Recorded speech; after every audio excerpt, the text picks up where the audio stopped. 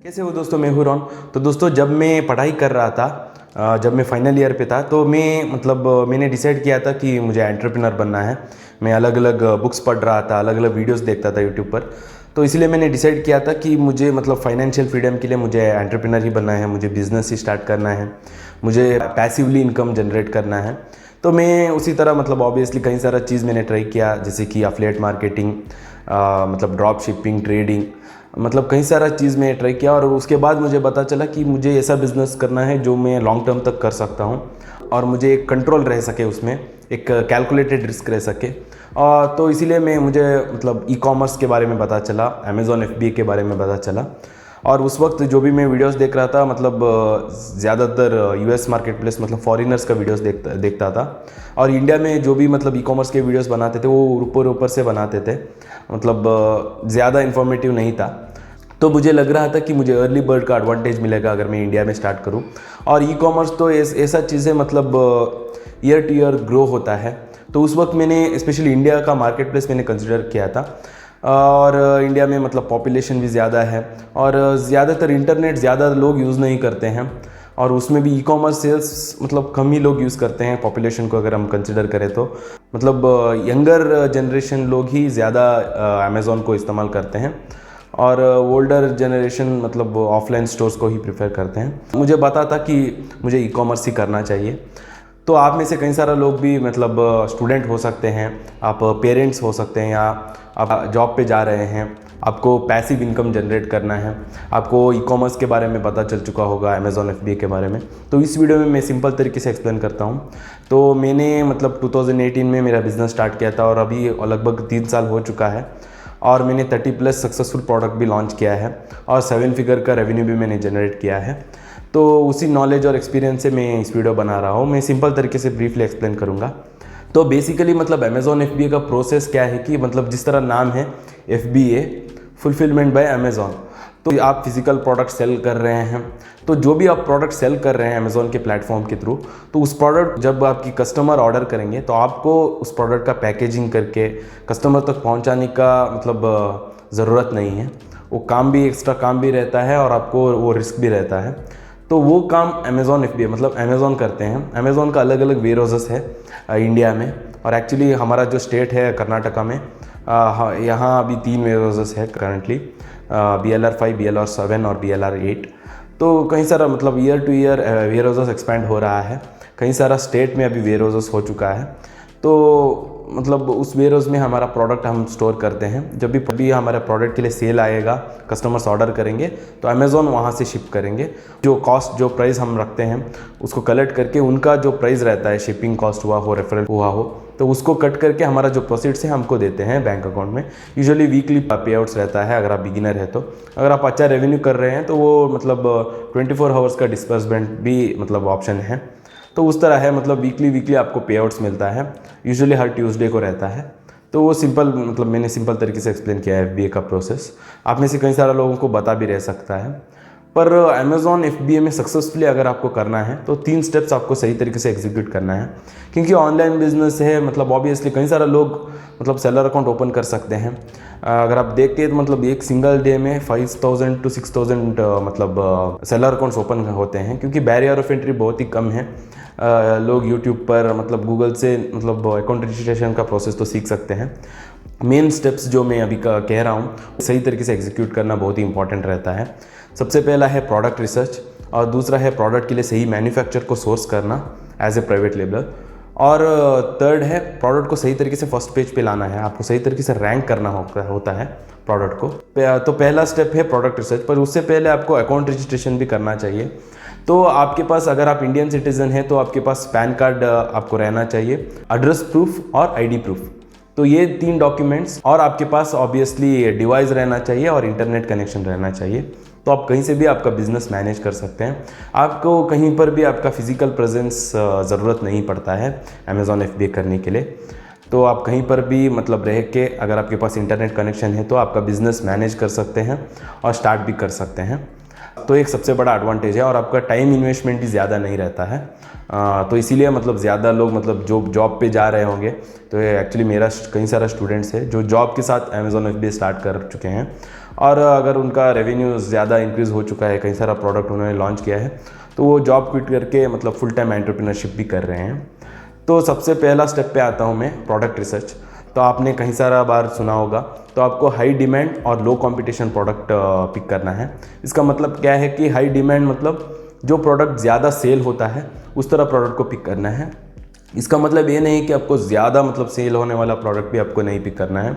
उस वक्त आपको उतना ही इन्वेंट्री ऑर्डर करना होगा, क्योंकि अमेज़ॉन FBA में आपको इन्वेंट्री रखना पड़ता है। तो इसीलिए आपका इन्वेस्टमेंट कंसिडर करके ही आपको इन्वेंट्री ऑर्डर करना है।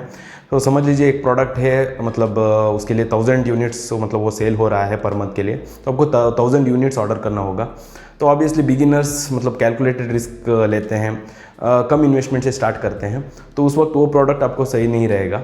तो आपको ऐसा प्रोडक्ट पिक करना है जो मतलब एग्जांपल के लिए अगर समझ लीजिए वो 300 सेल्स हो रहा है, तो आपको 300 यूनिट्स मंगवाना है। अगर आप उससे कम यूनिट ऑर्डर करते हैं तो आउट ऑफ स्टॉक हो जाते हैं। तो आउट ऑफ स्टॉक होने से अमेज़ॉन, क्योंकि अमेज़ॉन एक सर्च इंजन प्लेटफॉर्म है और अमेज़ॉन के एल्गोरिदम के हिसाब से अगर आप आउट ऑफ स्टॉक होते हैं तो आपका रैंक, आपके प्रोडक्ट का रैंकिंग गिर जाता है आपका पर्टिकुलर लिस्टिंग का। जब फिर से आप स्टॉक पे रखते हैं आपके प्रोडक्ट, तो आपके प्रोडक्ट फर्स्ट पेज पे नहीं दिखता है, आपके प्रोडक्ट 5 to 6 पेज के बाद दिखता है। तो फर्स्ट पेज पे ज़्यादा सेल्स आता है। तो जो भी मेहनत आप करते हैं प्रोडक्ट लॉन्च करने में, प्रोडक्ट सोर्स करने में, प्रोडक्ट को फर्स्ट पेज तक लाने में, तो वेस्ट हो जाता है। फिर से आपको प्रोडक्ट को फर्स्ट पेज पे लाना पड़ता है। तो मतलब ये प्रोसेस है। तो आपको हाई डिमांड और लो कंपटीशन का प्रोडक्ट ही आपको पिक करना है, एनालाइज करना है प्रोडक्ट को, सही तरीके से देखना है। और कंपटीशन मतलब आपको ऐसा प्रोडक्ट पिक नहीं करना है जिसमें ब्रांड रिकग्निशन या ब्रांड डोमिनेशन हो। मतलब कई सारा ऐसा निश है जिसमें लोग क्या करते हैं, कस्टमर्स ब्रांड नेम के साथ ही प्रोडक्ट ढूंढते हैं, जैसे कि मतलब क्लोथिंग में हुआ हो या कई सारे प्रोडक्ट्स है, शूज़ में हुआ हो, नाइकी, एडिडास, इस तरह प्रोडक्ट को आपको पिक नहीं करना है। तो आपको ऐसा प्रोडक्ट पिक करना है जिसमें ब्रांड रिकग्निशन नहीं रहता है, कस्टमर उसका मेन कीवर्ड से प्रोडक्ट को परचेस करते हैं।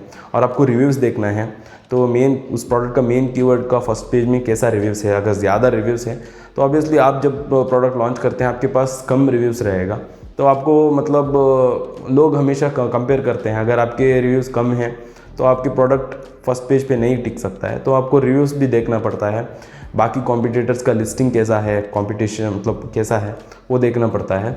ऑब्वियसली सेल्स डिस्ट्रीब्यूट होता है, ऐसा नहीं है कि सिर्फ एक ही 2 पर्सन को सेल आता है फर्स्ट पेज में। सेल्स हमेशा डिस्ट्रीब्यूट होता है ई-कॉमर्स में, तो वो एक एडवांटेज है। पर फिर भी आपको सही तरीके से प्रोडक्ट रिसर्च एक ऐसा चीज़ है, तो उसमें आपको टाइम इन्वेस्टमेंट करना ही चाहिए, आपको उसमें मेहनत लगाना चाहिए। क्योंकि अगर आपका प्रोडक्ट सही नहीं है, चाहे आप डायरेक्टली मैन्युफैक्चर से सोर्स कर रहे हो या ना हो, आपको कितना अच्छा प्राइसिंग मिल रहा है, आप कितना अच्छा मतलब स्ट्रैटेजीज इस्तेमाल कर रहे हैं सेल करने के लिए, वो काम नहीं करेगा अगर आपके प्रोडक्ट सही नहीं है। तो इसीलिए प्रोडक्ट रिसर्च बहुत ही इंपॉर्टेंट स्टेप है। और सेकेंड है मतलब आपको डायरेक्टली मैन्युफैक्चर से सोर्स करना है। तो कई सारा मिडिल मैन भी आपको मिल जाते हैं, तो उनसे सोर्स करने से आप ऑब्वियसली उनका भी तो प्रॉफिट रख के वो आपको सेल करते हैं। और एक ऐसा चीज़ है कि मतलब आप डिफ्रेंशिएट नहीं कर सकते हैं as a Amazon FBA private labelling seller. तो आप कुछ डिफ्रेंशिएट कर रहे हैं प्रोडक्ट पे, आपका अपना लोगो लगा रहे हैं, तो आपको मतलब डायरेक्टली मैन्युफैक्चर से सोर्स करना ही बेहतर रहेगा। तो कई सारा मैन्युफैक्चर्स आपको इंडिया में मिल जाएंगे, पर ज़्यादातर मैन्युफैक्चर आपको चाइना में ही मिलेगा, आपको अलीबाबा से आपको इंपोर्ट करना होगा। तो इसीलिए सोर्सिंग भी बहुत इंपॉर्टेंट रहता है। और थर्ड स्टेप है प्रोडक्ट को सही तरीके से फर्स्ट पेज तक लाना। तो अमेज़ॉन एक सर्च इंजन प्लेटफॉर्म है दोस्तों, अमेज़ॉन कोई एक पर्टिकुलर स्टोर को प्रमोट नहीं करता है, तो ये एक सबसे बड़ा एडवांटेज ही है।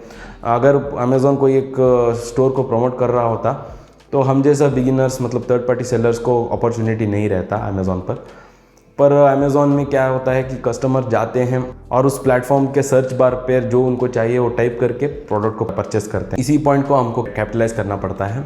तो इसीलिए हमको क्या करना है, हमको हमारा प्रोडक्ट का जो मेन कीवर्ड्स रहता है उस कीवर्ड पे हमारा प्रोडक्ट फर्स्ट दिखाने जैसा हमको करना चाहिए। तो उसके लिए कई सारा स्ट्रैटेजीज है, बेसिकली सेल्स वेलोसिटी मैच करना पड़ता है। तो उसमें ही कई सारा बिगिनर्स मतलब क्या करते हैं, प्रोडक्ट लॉन्च करते हैं, प्रोडक्ट वेयरहाउस को सेंड करते हैं, पर उनको पता नहीं है कि प्रोडक्ट को फर्स्ट पेज पर लाना, और मतलब ब्लेम करना शुरू करते हैं कि उनको सेल्स नहीं आ रहा है। तो इसीलिए थर्ड स्टेप भी बहुत ही इंपॉर्टेंट है, प्रोडक्ट को फर्स्ट पेज पे लाना। और एडवर्टाइजमेंट एक मतलब बहुत ही इंटीग्रल पार्ट है अमेज़ॉन का, और अमेज़ॉन का एडवर्टाइजमेंट एक्चुअली बहुत ही प्रॉफिटेबल है कंपेरेटिवली गूगल एड्स या फेसबुक एड्स से, क्योंकि ऑलरेडी अमेज़ॉन पर जो कस्टमर्स रहता है परचेजिंग माइंडसेट में ही रहते हैं, और अमेज़ॉन मतलब अमेज़ॉन का एड्स मतलब बहुत ही ऑब्वियस है, मतलब जो कीवर्ड कस्टमर टाइप करते हैं उनके हिसाब से ही वो प्रोडक्ट वो एड्स दिखता है, तो इसलिए उसमें कन्वर्जन ज़्यादा रहता है।